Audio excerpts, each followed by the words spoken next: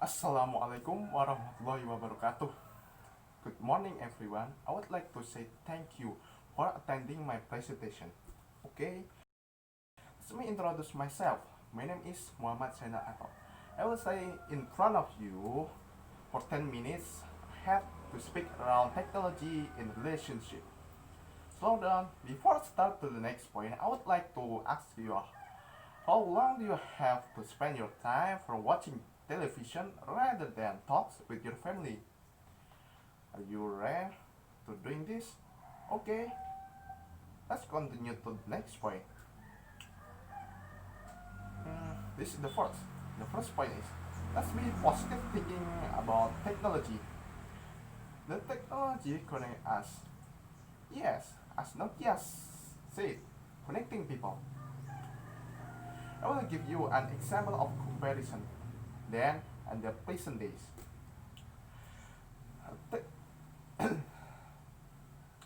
A technology connect us 20 years ago. If you wanted to call someone when you were not at home, you had to use a payphone. Now you can connect with anyone regardless on where you are at using cell phones. Letters are now sent in seconds rather than days. Pictures and videos are shared quickly, very quickly. Uh, Technology helps us connect beyond the social media aspect. Thanks to technology, you now have no longer have to rely on sending physical letters and then waiting several days and perhaps having your message lost in the mail. Instead, you have tools for audio or video calls for immediate communication. Throwback defining the human interaction as any action that is taken between two humans or more. A technology brings a lot of benefit, but they can also bring out some trouble as more distraction, potential misunderstanding, and less personal interaction. In this slide, I will show you some of data based on daily psychology. Today, you can see how the technology dominates your time. It allows your time to talk with your family, striking during your conversation, and giving a space in your relationship. I'm concerned that if it takes a long time for your relationship, it will be so bad. The overall survey results show that higher level of technology use and technoference adds up to significantly less time spent together as a couple, the satisfaction and connection, and higher level of depression and anxiety. This problem makes me excited. To be honest, I feel the similar situation at my relationship. We all know this. It is a modern problem. Then the modern problem needs the modern solution.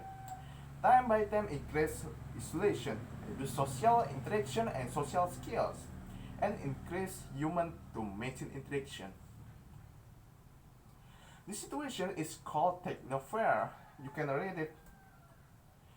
We know that humans need to disclose information and be responsive to what other people share in order with relationship.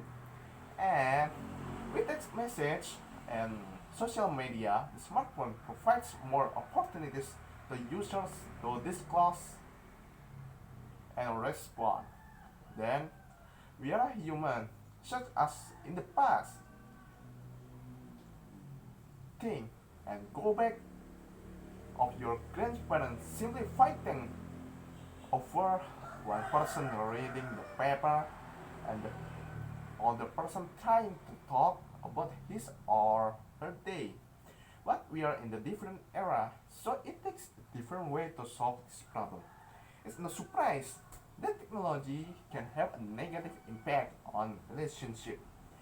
But David Scram would as Utah State University assistant professor and extension family life specialist, is particularly interested in how technology, same as me,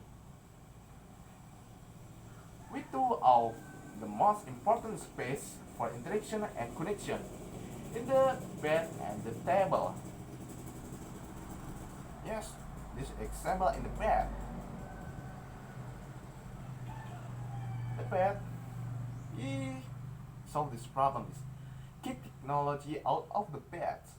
Once you pick up your phone to see what time is it, to check in your mail, to lying awake with anxiety, you wake up in the middle of the night and check your phone. You will inevitably get frustrated and worried by something you're seeing.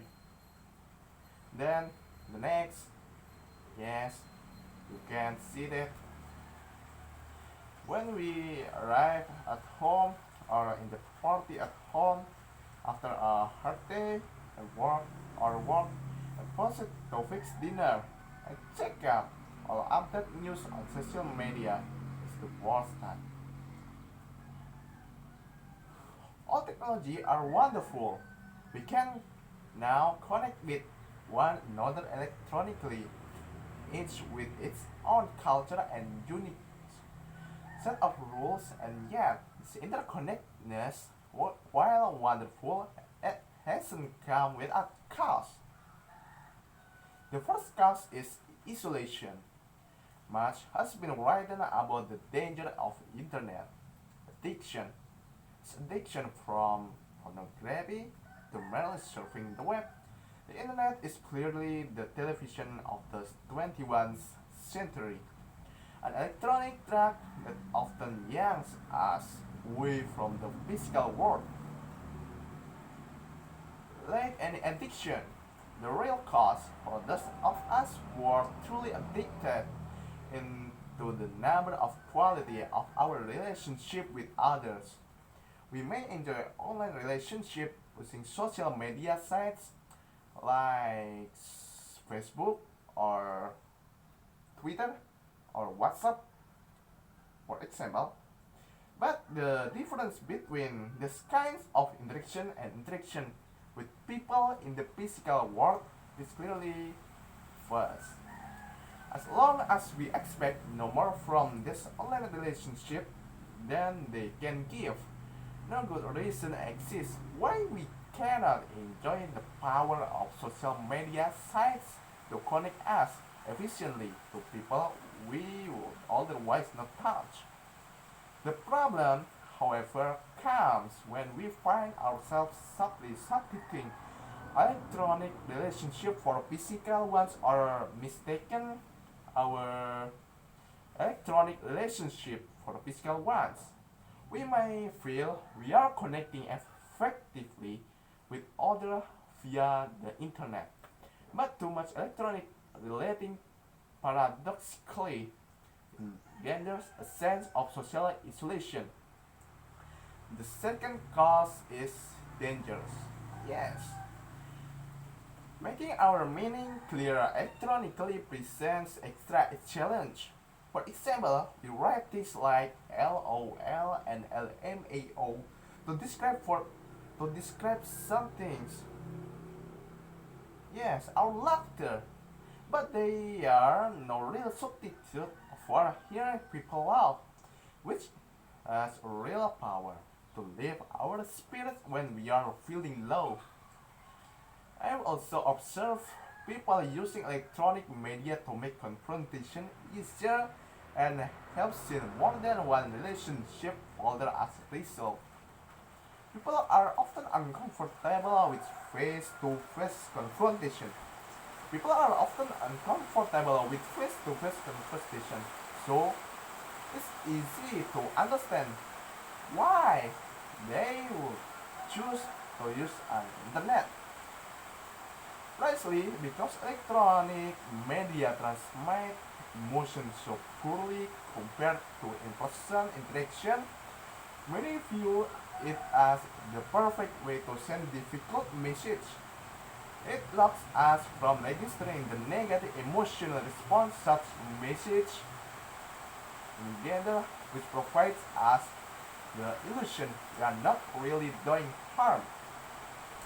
Unfortunately, this also usually means we don't transmit this message with as much empathy and often find ourselves sending a different message than we intended and breeding more confusion than we realize. As a result, I've made it a rule of thumb to limit my email communication as much as possible to factual information only. If I need to work something out with someone that feels difficult, uncomfortable, or unpleasant, I make myself communicate in person interaction. I make myself communicate in person. I thought it is more difficult, but it's more likely to result in positive outcomes and provide opportunities for personal growth. Whenever I hear stories of romantic breakups, firings, or even arguments going on electronically, I cringe. We find ourselves tempted to communicate the way because it feels easier, but the outcome is often worse. And the third cause is etiquette. For transferring information efficiently, the internet is excellent. For transmitting emotionally sensitive or satisfying connection, it is not. When we joke use chatting messaging when we are sitting back to back in our home office, but we use it no keep record of our schedule. When we have a conflict, we turn out our chair around to talk. Our emotional invisibility on the internet perhaps also explains so much of the vitriol we see on so many websites. People clearly have a penchant for saying things in the electronic world they will never say to people in person because the person to whom they are saying is not physically present to display their emotional reaction. It's as if the part of our nervous system that registers the feelings of others has been paralyzed or removed.